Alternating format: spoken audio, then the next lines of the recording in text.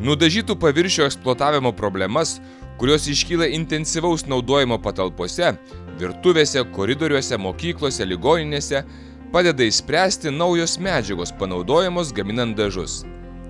Laboratorijoje atlikti bandymai, tyriant dažų eksploatavimo savybės, įrodė, kad šiai dienai tikrai yra dažų, atsparių įvairių rūšių medžiagoms teršiančioms paviršius.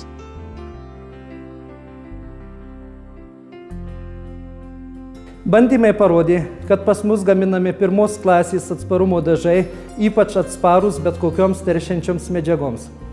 Praktikoje dažniausiai susidurėme su dėmėmis, kurias ant dažų paviršių palieka kasdieninės paklausos produktai – riebalai, pomidorų padažas, kava, arbata.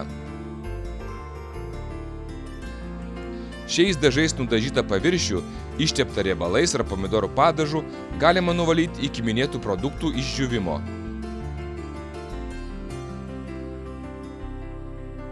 Valymui galima naudoti neturinčias šiurkščių paviršių kempinėles, šiltą vandenį, buitines valymo priemonės.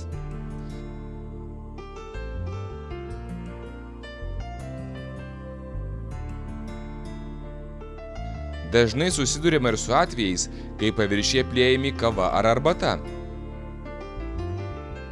Kadangi šie produktai savyje turi dažančių giliai įsigeriančių medžiagų, paviršius aplietus kava arba arbata valyti reikia nedelsiant. Dar vienas bandymas parodo, kad šiais dažais nudažytas paviršius yra atsparus net atidirbusiam variklio tepalui, o šių dažų plėvelė atspari dezinfekuojančioms medžiagoms.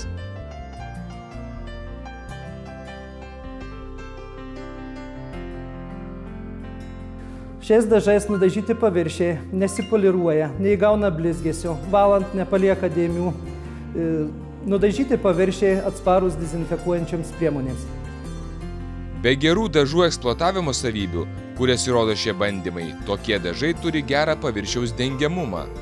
Jeigu jums tenka dažyti netolygiai nuglaistytus paviršius, su Celosilk dažais juos uždažysite vos 2 sluoksniais.